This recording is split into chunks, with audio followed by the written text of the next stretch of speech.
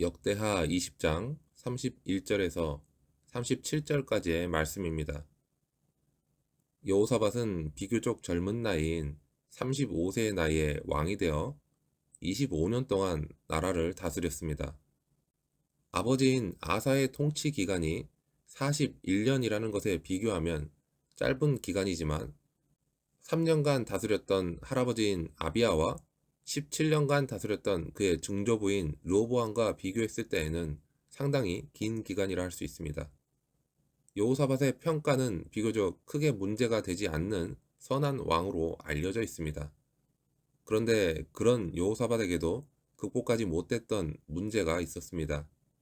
우선은 종교적인 문제인데 그는 나라의 편만에 있었던 모든 산당을 없애지는 못했습니다. 이 산당의 문제는 위로 거슬러 올라가면 솔로몬 당시에도 있었던 뿌리 깊이 박힌 문제였습니다.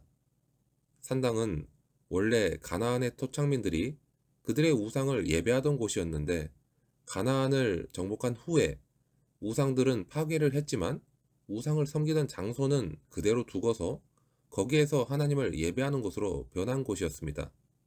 이러한 과정 중에서 우상을 섬기는 종교적인 행위가 이스라엘 백성들 가운데 은근하게 스며들었던 것이었습니다. 사실 나라를 다스리는 왕이라 할지라도 백성 가운데 깊게 뿌리 박혀 있는 이 종교적인 문제를 한꺼번에 해결하는 것은 쉬운 것이 아니었습니다. 그토록 하나님을 사랑했고 또한 큰 은혜를 입었던 여호사밧도 산당을 근절할 엄두를 내지 못했던 것입니다. 이와 같이 우리에게도 오랫동안 나의 인생처럼 되어지는 잘못된 신앙이 있을 수 있습니다. 전통이라는 이름으로 또는 문화라는 이름으로 굳어진 잘못된 신앙이 있다면 그것을 과감하게 제거할 수 있는 영적인 결단이 필요합니다. 그리고 여호사밧에게 있던 두 번째 문제는 정치적인 것이었습니다. 북이스라엘의 아합 그리고 그의 아들 아하시아와의 동맹을 맺었다는 것에 문제가 있었습니다. 아합은 북이스라엘을 바알 숭배로 물들게 한 최악의 왕이었습니다. 그리고 그의 아들 아하시아도 아합에 못지않은 왕이었습니다. 그럼에도 불구하고 여호사밧은 남왕국과 북왕국의 분열 때부터 이어져 내려오던 전쟁을 끊기 위해서 그들과 동맹을 맺었습니다. 물론 전쟁은 동맹으로 인해서 종식되었습니다. 하지만 그로 인해 북왕국 이스라엘의 죄악이 남왕국 유다에 영향을 미치는 것을 막는 것은 더욱 어려워졌습니다. 여호사밧은 아합 때문에 길르앗 라못에서 생명의 위험에 빠지기도 했고 아하시아 때문에 재정적인 타격까지 입었습니다. 여호사밧은 아하시아와 연합해서 배를 만들어 다시스로 보내려고 했습니다. 열왕기에서는 오빌의 금을 들여오기 위해서였다라고 기록이 되어 있는데 아마도 아하시아의 도움을 얻어서 솔로몬 시대의 부유함을 회복해 보려고 했던 것으로 여겨집니다. 그러나 이처럼 악인과 힘을 합쳐 부를 축적하려 한 것이 하나님이 보시기에 좋게 보일 수가 없었습니다. 그래서 하나님께서는 엘리에셀을 보내셔서 그를 책망하셨고 배는 결국 부서지고 말았습니다. 여호사밧은 아합과의 동맹을 통해 길르앗 라못을 얻는 것에 실패했을 뿐만 아니라 아하시아의 동맹을 통해 오빌의 금을 얻는 것에도 실패했습니다. 사실 악인과의 연합을 통해 얻을 수 있는 것은 세상적인 가치밖에 없는 것일 때가 더 많습니다.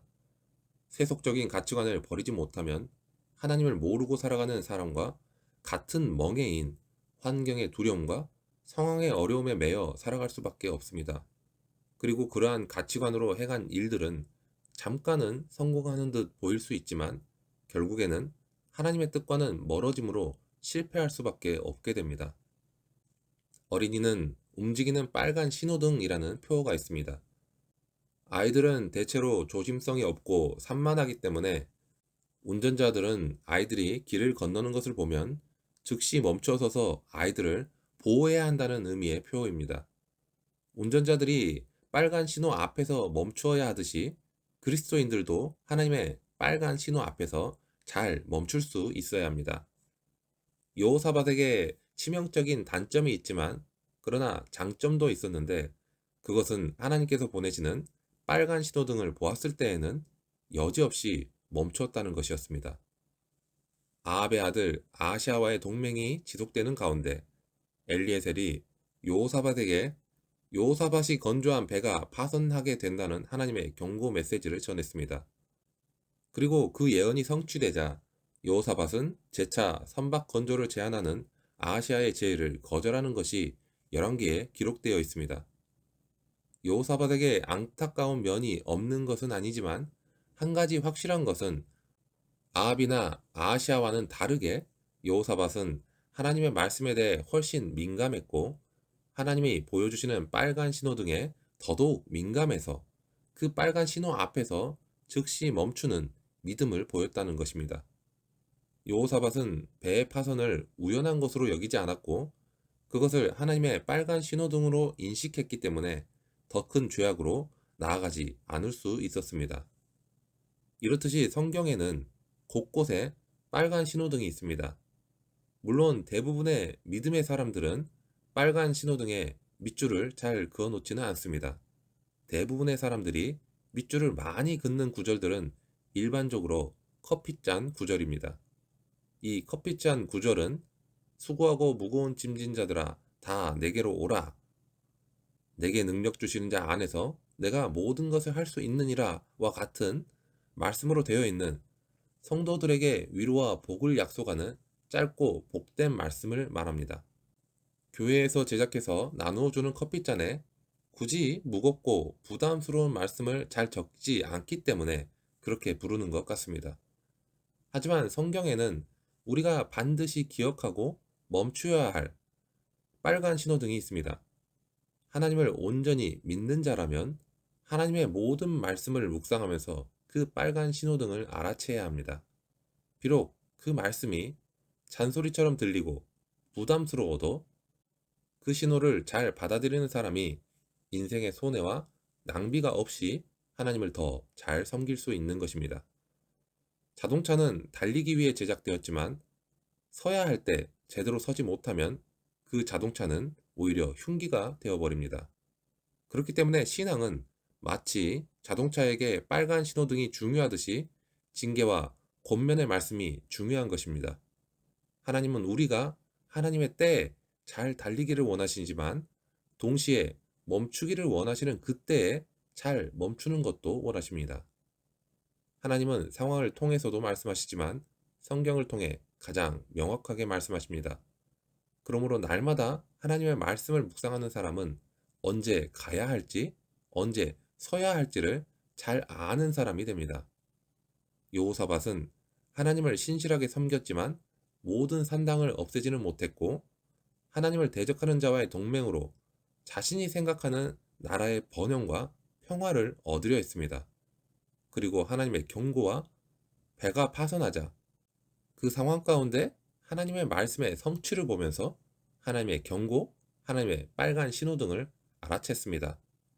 우리의 신앙생활은 자기 나름대로 열심히 함으로 은혜를 입었다고 생각하면서 그래도 이만하면 됐다라는 생각에 빠져서는 안 되는 것입니다.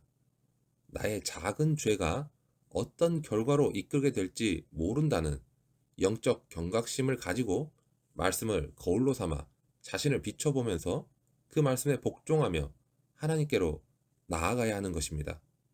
그렇게 오늘 하루도 하나님의 말씀을 기준으로 자신을 바라보고 그 말씀으로 자신의 죄를 회개하며 말씀으로 순종하는 우리 모두가 되기를 소망합니다.